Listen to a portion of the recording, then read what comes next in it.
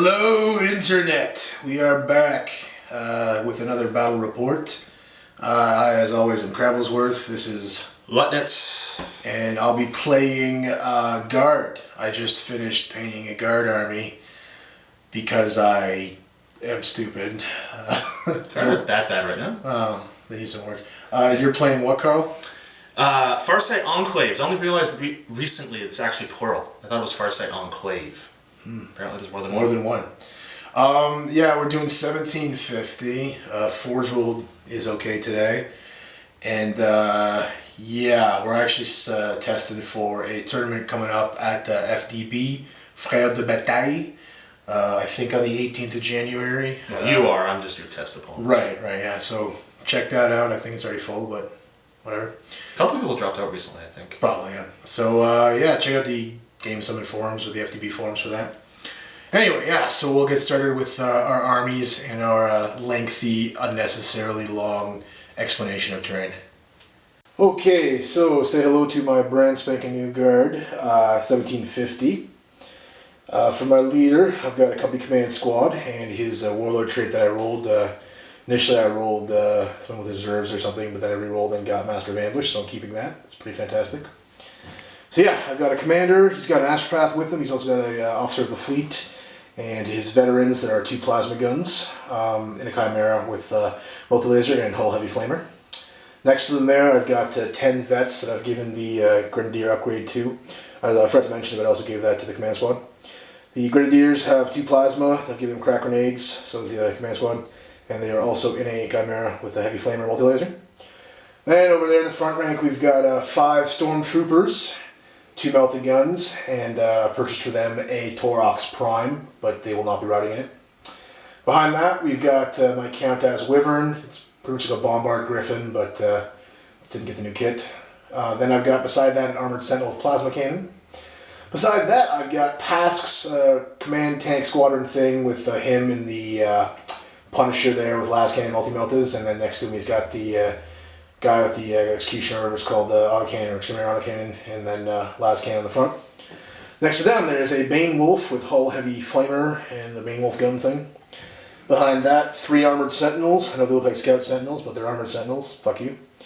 And then we've got behind there a Countess Torox and 2 squads of vets with what do they have there? The camo gear, so better cover saves, and they each got 2 meltas and crack grenades. And yeah, then beside them is a Lean Rust Punisher, or not Punisher, a what you call Demolisher with a hull las cannon. So that's 1750. So this is 1750 points of Farsight Enclaves. So starting with the HQ at the front, we have a commander, twin-linked plasma gun, the frag mortar, and he has precision shots. The warlord trait I rolled, since we're not using our normal method, since this is for a tournament prep, is so we're rolling because the tournament will require rolling.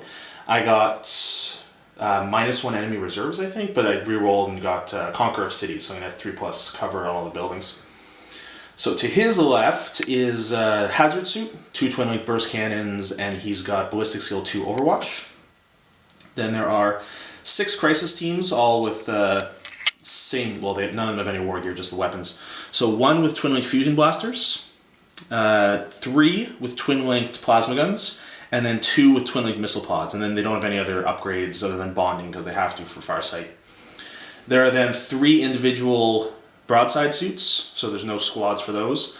They have all missiles, as you can see, and they also all have interceptor. Then I took 2 Remoras. They're independent, they're not in a squadron, because I really like the models and I happen to have them, even though they're not that good. So they've got, well, they can't take any upgrades, so that doesn't matter. So 2 independent Remoras, and then 2 Riptides with identical equipment. They both have interceptor, ion accelerators, twin-link plasma guns, and that's it for them. So that is 1750 points of Farsight Enclaves. So like any decent people who aren't full-blown sociopaths, we talk about terrain before the game starts and make sure that ourselves and opponents are on the same page.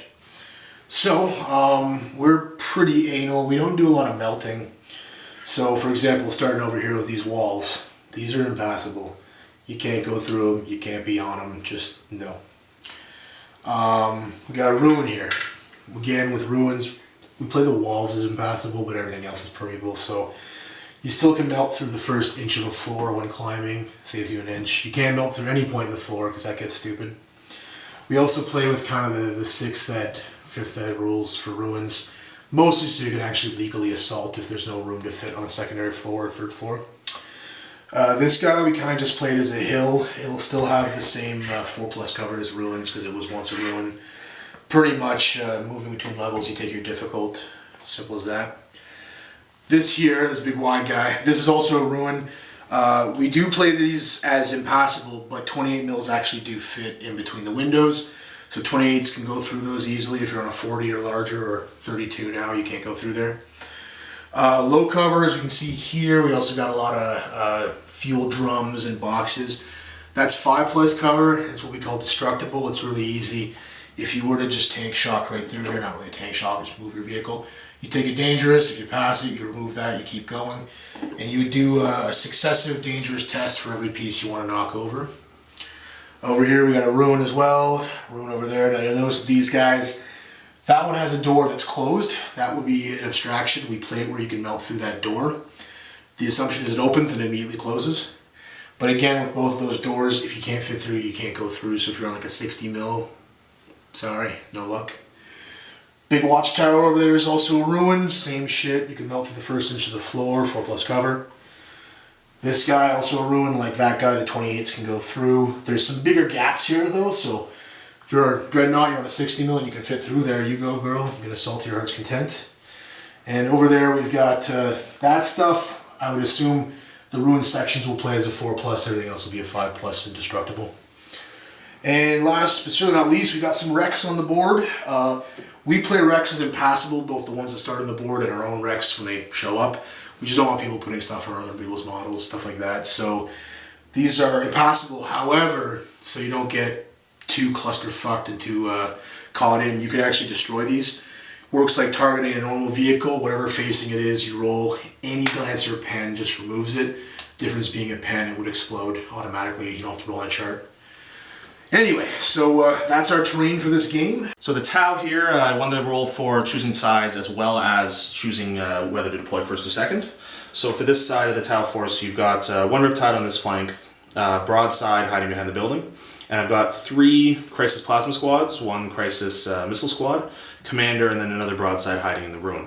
And on this side, we have 1 broadside on the 2nd floor in the ruin, 1 Crisis Missile Squad, and the 1 broadside trying to hide behind the wall.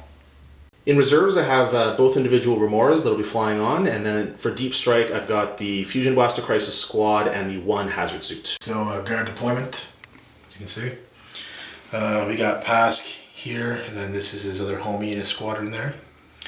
Moving back, we've got my Wyvern here. Opposite side of the ruin, we've got Demolisher there. Bane Wolf. And this is the Torox Prime from the Stormtrooper squad.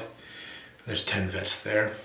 And on the other side here we've got a squadron of 3 armored sentinels with multi-lasers, and then a single armored sentinel with plasma cannon. And in reserve, again I had Master of Ambush, so I gave these guys all infiltrate, so they'll all be outflanking. So that's a vet squad here outflanking, my command squad outflanking, a 5-man unit of stormtroopers outflanking, and a veteran squad and a Torox outflanking. So, scenario, doing Crusade, we ended up with 3 objectives and short table edges. First objective is over here. Second objective is smack dab in the center. Third objective is just over there. And I actually stole the initiative, so we'll see you at the end of Imperial Guard turn 1. So it is the end of Imperial Guard turn 1. I stole the initiative because I'm a baller. Starting over here, we have these 3 sentinels moved up 6, fired at that Riptide, causing 1 wound. The Bane Wolf moved 24 inches to its current position, 12 and then 12 in the shooting. The guys that were back here got inside the Torox Prime, and yeah, then it moved up 12 inches and engaged the Crisis team here, killing 1 Crisis suit. This Sentinel just kind of chilled, didn't have a target. Moving down over here, Demolisher Cannon took out a 3-man Crisis suit there, got a direct hit in the open, they went to ground, but no luck. And then Pask and his homie, they opened fire. They split fire actually with the order. Pask didn't. Oh, he took out a whatchamacallit, broadside, and then his homie didn't really do anything. And then last but certainly not least, my Wyvern, which was just back here, fired on that unit there, and yeah, didn't do anything. So that's the end sorry. It's the end of Guard turn 1. We'll see you at the end of Farsight Enclave turn 1. It's the end of Farsight Enclaves turn 1. So on this side over here, the Riptide was back here. He moved up, fired at the Sentinels down there, managed to destroy one of them. Then he jumped up and thrust up to kind of block the Bane Wolf because the Bane Wolf's only AP3. The Crisis team that was back here with only 2 left, they moved out, tried to shoot at the Bane Wolf but didn't hurt it, and then they thrust back. And it was the broadside in the tower over there that actually managed to destroy the Heavy Flamer, unfortunately not the main gun, off of the Bane Wolf. And then one Crisis team here, they moved up, they managed to put a couple hull points on the Torox Prime, which is that one, not the regular Torox, and then they thrust up behind the wall to hopefully not get seen. And then my commander's unit here, they kind of moved over, but they weren't able to shoot much. So the Riptide moved out and fired a shot down there. Oh, I should say that first the missile team back here finished off the Torox, guys bailed out. The Riptide that moved out could see 2 of them around the corner. Fired, hit 5 of them, but cover saves were made, so only 1 of them ended up dying. Also managed to get a pen on the Armored Sentinel, but it passed its cover save as well. The broadside didn't move, found out I didn't have any targets either, so I just ran back 3 inches to try to get better line of sight through the big open gate there. And then these guys thrust to spread out for artillery in that, and the Riptide thrusted up to hopefully draw the attention of the tanks. So that's the end of Farsight Enclaves turn 1, so we'll see you at the end of Imperial Guard turn 2. So, this is the end of Imperial Guard turn 2. Starting over here. This Chimera drove in from reserve having outflanked. These unit got out and then was intercepted with a big blast to the face because whoever wrote the Tau Codex is a sociopath. So that's the remainder of them. They're running this way. My Stormtroopers deep struck over here, and again were intercepted, losing 2, and they ran this way. They did attempt to snap fire there, but nothing happened. Sentinels moved up 6 and engaged the Riptide, doing nothing. The Sentinel moved through there, so it's difficult. We're within 4 inches, and then fired his plasma cannon. I think it may have done a wound, I can't remember. These guys moved up a little bit from their transport, threw some flashlights on him, didn't do anything, didn't expect much. He moved up 12 around the corner, fired his chem cannon, killing 1 suit and causing a wound in another one. And this Demolisher here fired, turn that, cinematic narrative, fired at the Riptide, and I don't think it did anything, or maybe it caused a wound. One of these guys caused a wound. The Demolisher did. Demolisher did. So this Chimera came in on the outflank, which was had my command squad in it. Command squad got out here and again intercepted in the face with a giant blast that took them all out. So there's Warlord there. And it also immobilized this Chimera, causing a hull point. Pask and his other guy moved up and did the split fire order. He fired down over there, not doing anything. Or no, sorry, I did kill 1 guy, sorry. Yeah, you killed 1 Crisis suit. And then Pask fired into the Riptide, doing nothing. Moving down, this Torox came in here, guys hopped out, and they fired at a broadside that was here and killed him, so resounding success. And autocannon from the Torox fired here, didn't do anything. And last, but certainly not least, my Wyvern, which is over there, fired at Lieutenant's commander's unit, causing, I think, 2 wounds on the commander. 2 wounds on the commander, so that was good. Yeah, he has 4. Things are okay. Not a fan of Overwatch, obviously. Interceptor? Interceptor, yeah. We'll see you at the end of Tau turn 2. End of Tau Farsight Enclaves turn 2. I keep forgetting the name. So starting over here, I had some Deep Strikers come in. The hazard suit, deep struck behind the Wyvern, managed to glance it to death. It wrecked it anyway. and then he thrust up to try to get some cover. These guys originally deep struck right at the crossroads, and they immobilized and stunned the Demolisher, and then thrust over here. And the Riptide moved up, couldn't shoot anything because he fired everything in Overwatch. So he assaulted the tank and managed to stun Pask with 1 hull point. So at least Pask won't be able to shoot me down this turn. So the second Riptide, who's only got 1 wound left and refuses to die, even rolled a few 5+ invols on him. He also couldn't shoot because he intercepted with both weapons, Monstrous Creature and all that. So he moved up, charged into the Sentinels. I caused 1 glance with a Hammer of Wrath, but I couldn't damage them otherwise and they couldn't hurt me, so that hasn't gone anywhere. Both of the Remoras came in from the table edge, so 1 came in over here and it managed to kill 4 of the guardsmen from the falling back units. And this Remora came in at an angle. There were Stormtroopers here originally, and the first ever Marker Light I have fired since 3rd edition, I think, with Tau. Managed to get a hit on the Stormtroopers and not hurt a single one of them because he passed all of his armor saves. The broadside that's still up in the tower here managed to wipe them out. And there was a Crisis Suit here as well that managed to shake the Chimera and then thrust behind the wall. And finally back here I had 2 Crisis teams move up to try to kill the Bane Wolf. The first one wiped it out. They then thrust behind the wall here. Sorry, I had a burp. The Commander's unit didn't have anything else to shoot at, so they just ran and then thrust into the building for some cover. The missile team in the back tried to destroy the Torox, got 2 pens and got a weapon destroyed and a shaken, but it's still immobile, so then they thrust back a little bit. And that is the end of, yeah, that's it. Farsight Enclaves turn 2, so we'll see you at the end of Imperial Guard turn 3. So it is the end of Imperial Guard turn 3. Things are pretty sweet. Starting over here. My dude here continued running. He somehow didn't roll double 1s.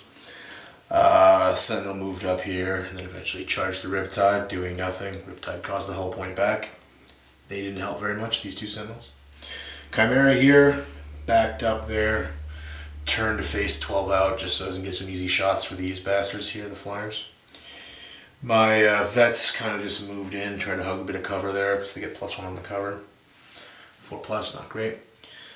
He did absolutely nothing because he couldn't. And I mean, I could have, in theory, shot the wreck, but no. So on this side, this Leman Russ spun around to engage the Crisis team that had arrived there. Didn't do anything. Pretty sweet. Pass continued his receiving of pummelings from the Riptide. He's now immobilized, so that's going to make the rest of his combat rather brisk. Right? And this Chimera fired 3 multi-laser shots into the Riptide, doing nothing. The Torox, well, the guys hopped in. The Torox booted up there 12 and then another 6 because its gun is no longer there. So hopefully that doesn't get completely schwacked this coming turn. So yeah, pretty awesome turn for Guard. So we'll see you at the end of Tau turn 3. It's the end of Farsight Enclaves. I'm going to get that right one of these days without stuttering. Turn 3. It's the end of turn 3 in general because I went second. So starting here, I had the Crisis team with the Fusion Blasters. They jumped into the side arc in the movement phase, managed to shake this Leman Russ, and then they thrust back over here, hopefully not to get tank shocked or something. This combat continued. The Riptide didn't recharge or shoot because there was no point, so I just stomped 1 more time. Glanced, that didn't explode, so Pask is dead. And these guys here, they moved. I thought they could shoot something, and I realized I checked the line of sight wrong because I'm dumb. So they just ended up thrusting to get further this way. And over here, the Hazard Suit jumped out from behind, managed to take the last hull point off this with a glance at the rear armor, and then thrusted that way. This combat with the Riptide continued and nothing happened. We can't hurt each other at all, so that sucks.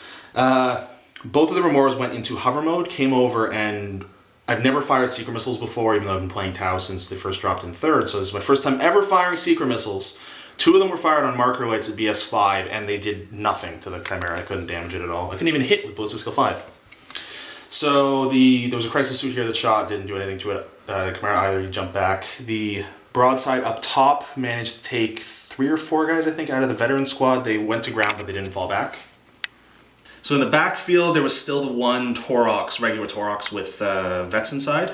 So I kind of surrounded it with these 3 units of suits, popped it with the missiles, killed a bunch of them with the plasma, and then finished them off with the commander. And Then for thrusting, the missile suits, everyone's just trying to get towards objectives now, so that's where they're standing at the moment. So that is the end of Tau Enclave's turn 3 and game turn 3, so we will see you at the end of Imperial Guard turn 4. So, it is the end of Imperial Guard turn 4. Pretty awesome. I'm having a good time over here.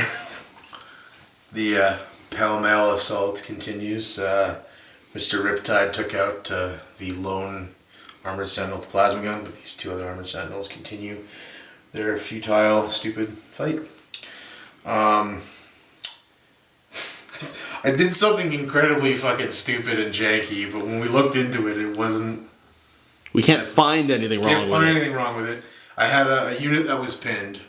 Now, it seems that embarkation isn't a move, it isn't an anything. We looked it up, we looked into like pinning, we looked into embarkation.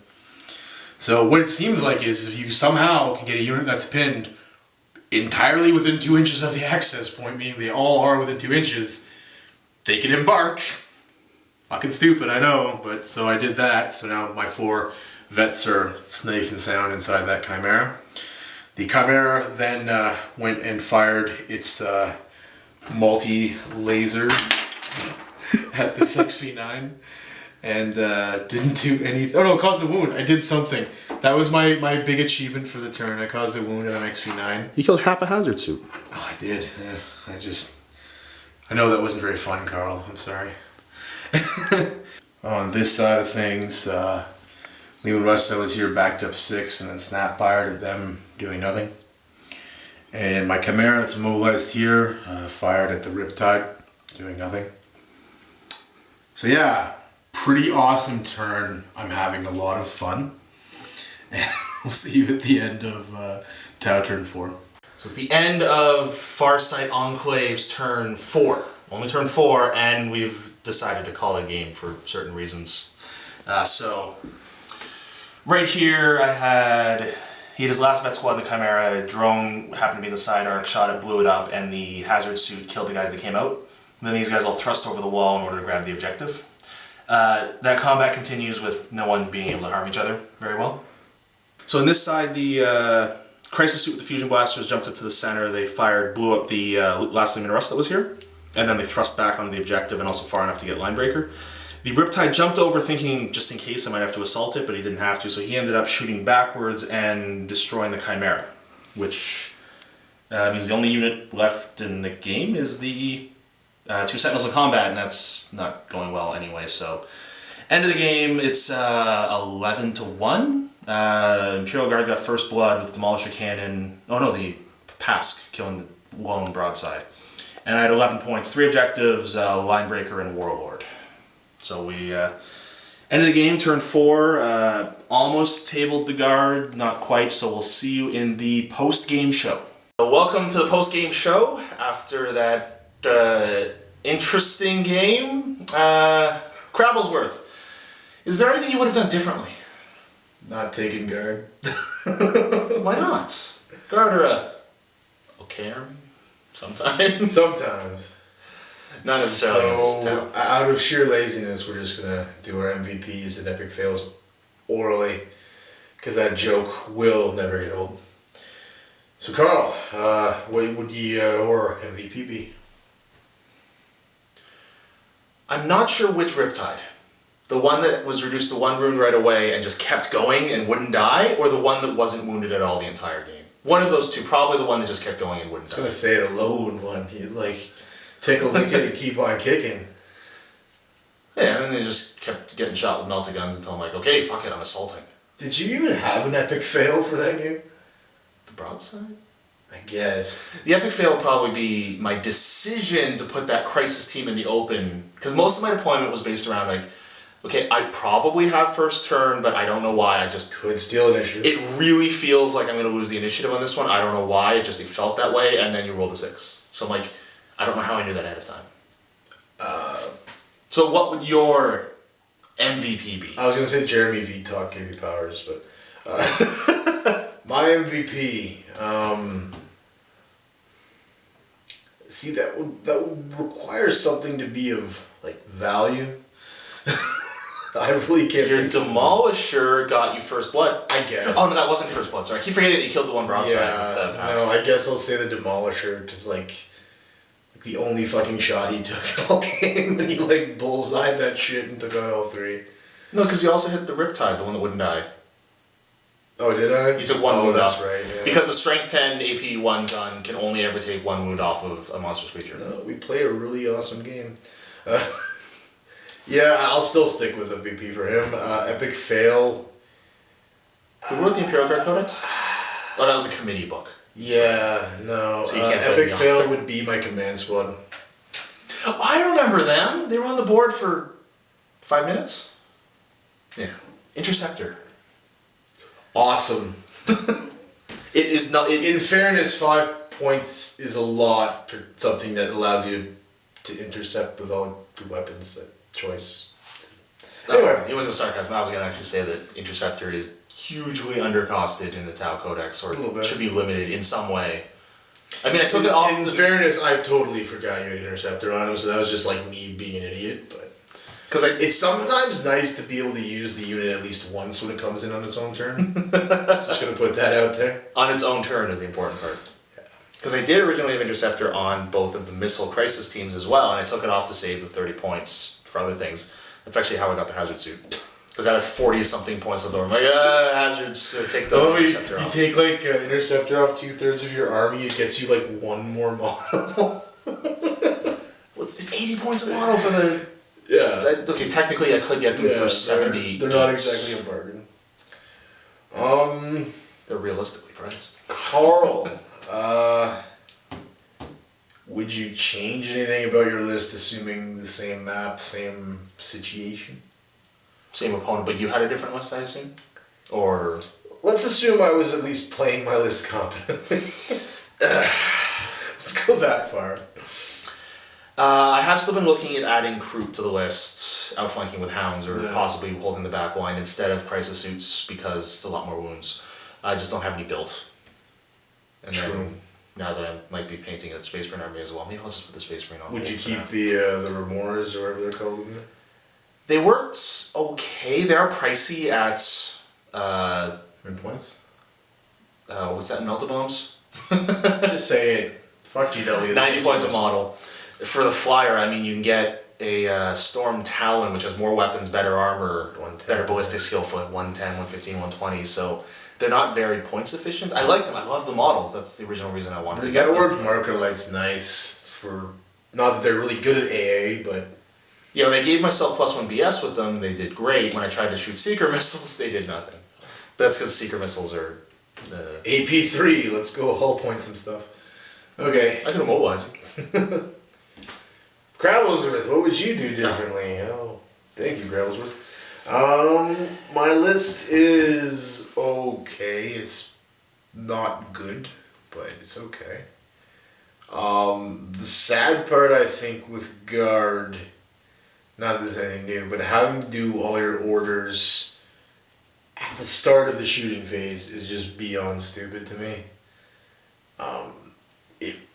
Especially in the context of, say, Tau, where you can just throw markers out, pick them up later, like do all your buffing and all your stuff in whatever order you want. When it comes to Guard, all of a sudden it's like super rigid, and it doesn't even make much sense, seeing as like at most you're probably doing 3, maybe 4 orders if you've got like 2 command squads or something, you know, like get Creed. Or you're somebody who actually uses the platoon command orders. I guess. Like for the most part, the platoon command orders are pretty benign, right? Yeah, they don't get There's not the a good lot ones. of there's no like denies cover. The only one I usually use is move. Yeah. The other problem too is because although you can order out of the Chimera with the command squad, the squad you're ordering has to be out of a vehicle, so that makes them incredibly vulnerable unless they're a blob. Especially against smart missile systems. Against 7th edition, let's just say. So, remember when things had like a reasonable amount of firepower and everything was like super? Oh, you had to buy 10 Marines to get 1 last. Yeah.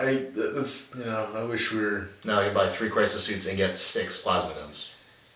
I guess the thing is I'm not going to call my list fun or fluffy or anything like that, but there's really no merit in making a less than powerful list, at least in how we play. There's not much point.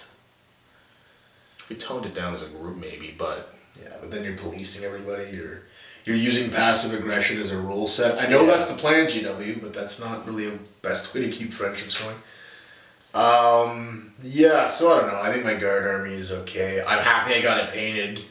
I really need Manicore, Vendetta, a couple other things, but I think I'll be going back to Marines for a little bit. You need things that I happen to have spares of. Yeah. It doesn't help that too. My 2 games so far with it have both been against Tau, so it's sort of like, oh, maybe I should play something else. Was your last one 2 Riptides or 3? 2. Oh, he only has 2, that's right. He doesn't have a third. He doesn't have 6 like the rest of us. He's really challenging himself, I know. Anyway, I'm bitter, can you tell? So, Carl, how do you like 7th edition so far?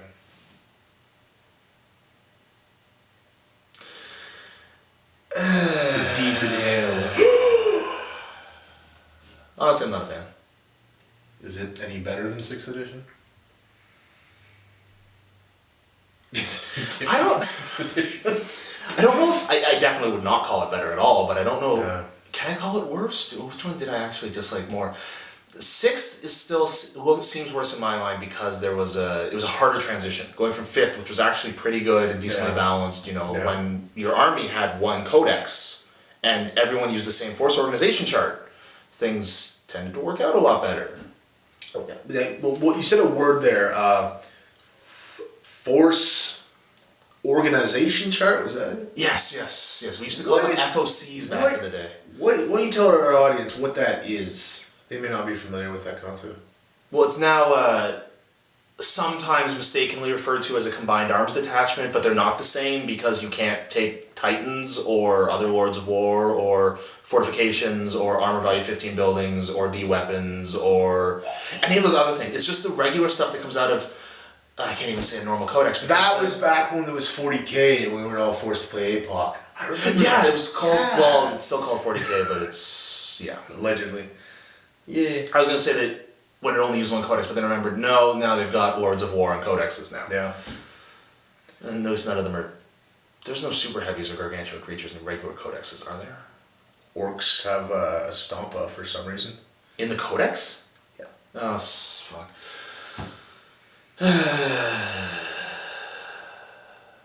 So, Drop Zone Commander is a very interesting game. I think everyone's in a little bit of a 40k slump. Not the guys who are loving it who are playing Unbound every day. Yeah, but they're about 11, so it's okay. I liked Barbies too. G.I. Joe. I think the good thing we can agree is, even though the codexes are getting a little bit more on the blander side of things, maybe when that comes full circle for a town, that might help a little bit. But even then, I mean, the game is so wide open with all the other stupid shit, the formations, the different detachments, all the nonsense, everyone playing a different game. The fact that there's a codex that if you take it alone without any allies, you automatically lose the game. Yes. Legion of the Damned. Yeah. You automatically lose. Yes, you do.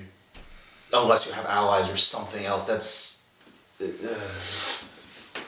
Yeah, so maybe this shit will turn around. Maybe there'll be like a more of a rigid formatting or something. Everyone's playing a different format for the most part. Well, maybe those false rumors that were laughable about Hasbro buying GW will finally come true, and then we're gonna have My Little Pony Friendship is 40k. That'd be better than this. Anyway, to bring it back to the game, I enjoyed myself for some of it.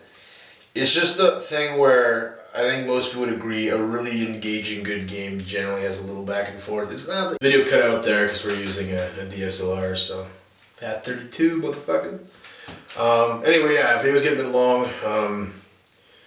I enjoyed it. I mean, I knew going into it you were going to bring Enclave. I probably should have played Marines. It would have been a little bit more back and forth. I mean, I didn't really give you much of a challenge with that. Yeah, when you said you were playing Guard, I'm like, this might not be that hard. And you said, I'll probably bring my Marines. I'm like, oh, okay, so Tiggy and Grav Centurion. There'll be a fight waiting for me, yeah. Okay, so, I might lose, but... Yeah. I could have lost against Guard if something major happened. I think my other problem is I'm playing more aggressively than I need to in terms of like coming at you.